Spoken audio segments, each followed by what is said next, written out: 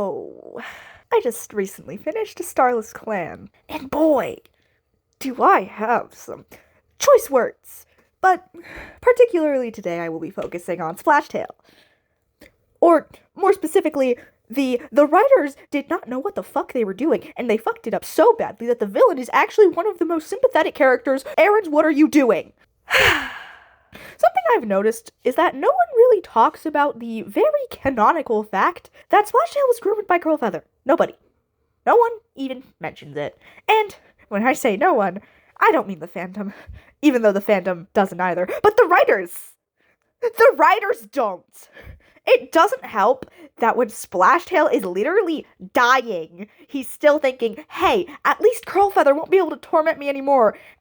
And this is seen as not the saddest fucking thing ever. I understand why Frostpaw wouldn't feel sympathy for him in the moment, but also, Frostpaw?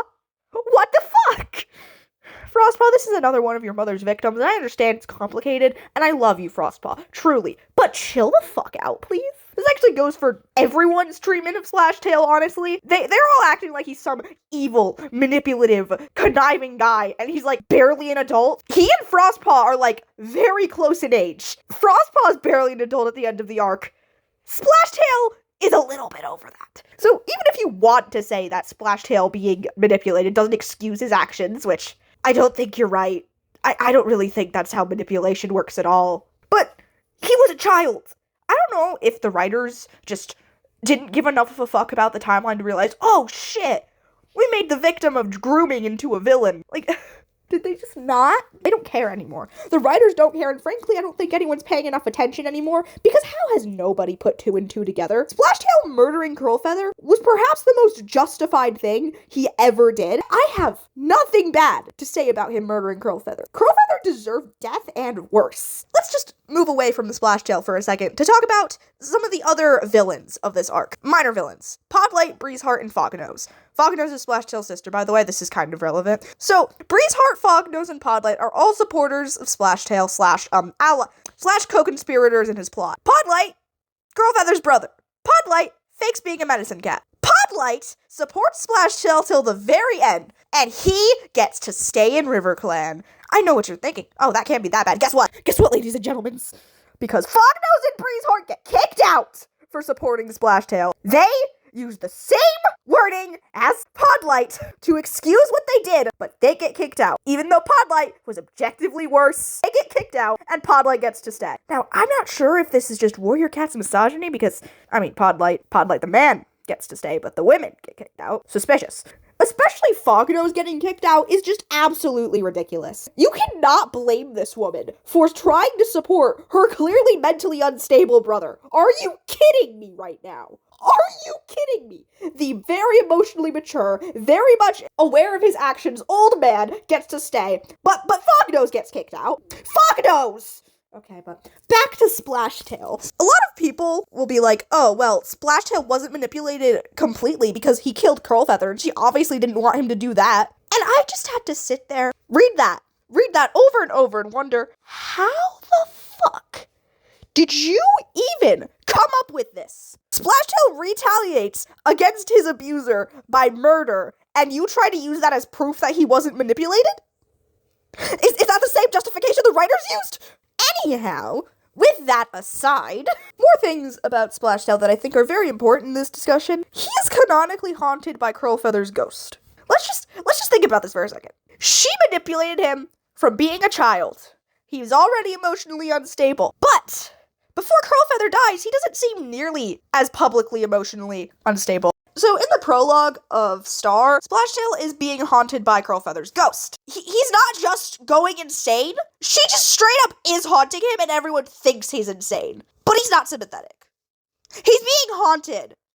And he's being driven mad from it. But he's not sympathetic. What do you mean? What do you mean? And I know some people are going to interpret me saying that Splashtail's a victim as me saying that Frostpaw is evil. Two things can be true at once. I love Frostpaw. She's one of my favorite characters. That doesn't take away from Splashtail also not being evil. Splashtail fucked up, yes. This is completely true, and I'm not trying to contest that. But you can't just call an abuse victim evil because they do bad things. That's not really how this works. I'm not going to be blaming Splashtail for what he did. Yes, it's horrible. He needs to be held accountable, even if he was manipulated into it. But I don't hate him for it, and nobody else should. But nobody gave enough of a shit to even try listening to Splashtail's side of things. Even when he was emotionally unstable, and everyone knew he was emotionally unstable, they never once tried to talk to him. The only character that ever tries to actually talk to him is either Breeze Heart or Fognose. I forget which one, but one of them is quoted to be saying she was talking to him like a queen trying to soothe a kit. But we don't like Splashtail. I never want to see the Errands try to write a mentally ill character ever again. It's disgusting, really, the way they treat Splashtail. He's canonically mentally ill. He was abused. He was groomed. And this is how they portray him? Now, I'm not saying that abuse victims can't be irredeemable or whatever, because it's certainly possible that they can't be redeemed for one reason or another, but that doesn't mean they're utterly unsympathetic. That's not how this works. Splashtail didn't need to be redeemed for him to be written well. No, what needed to happen was for the shit that happened to him to actually be acknowledged and not just pushed under the rug and completely ignored. Splashtail should have been redeemed, and I firmly stand on this opinion. But if he hadn't, that wouldn't have made the book terrible. What makes the book terrible is that they pretend that nothing was wrong. Curlfeather is portrayed as more sympathetic than Splashtail. Let me just repeat that. The abuser who manipulated her daughter, manipulated Splashtail, manipulated the clan, probably also dragged her brother in on his schemes, but I don't like Podlight very much, so I'm not even going to try giving him the benefit of the doubt. This woman, whose only redemptive factor was saving her daughter, which wouldn't have even needed to happen if she hadn't abused Splashtail in the first place, is treated as more sympathetic than her victim. Yes, Warrior Cats did that. There is no other way to spin it. And I know Frost Dawn acknowledges, oh, Curlfeather's still evil or whatever. I don't care, because it's not enough. You're still deflecting by saying at least she cares about Frost Dawn. No, there is no at least she cared about her daughter, because it's bullshit, and also that does nothing to redeem her. Caring about your child doesn't make you a decent parent, for one. And for two, she didn't care about her child. It's a complete contradiction of everything that happened before. It's absolutely insane that the writers could just do this and nobody cared enough to point it out. How? How did they get away with this? Explain this to me. Explain to me how it's okay. At all. And you know what? Since we're on the topic of mothers being portrayed as more sympathetic than Splashtail just because they cared about their children, Berryheart! Do I hate Berryheart? Oh my god, I should make a video on Berryheart.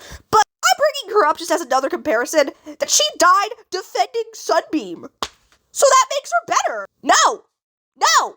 No! Berryheart did not deserve to be treated as heroic in any way, shape, or form. If Splashtail wasn't gonna get treated as sympathetic, she didn't deserve to be treated as heroic. Point blank, period. Oh my god. That's been my rant on why Splashtail deserved better. Thank you for watching. Have a lovely day. And do feel free to comment your own opinion. I would love to hear other people's take on this, because while I'm not going to change my stance that Splashtail deserved better, I do want to listen to other perspectives on him, because I feel like in general he's just not talked about enough.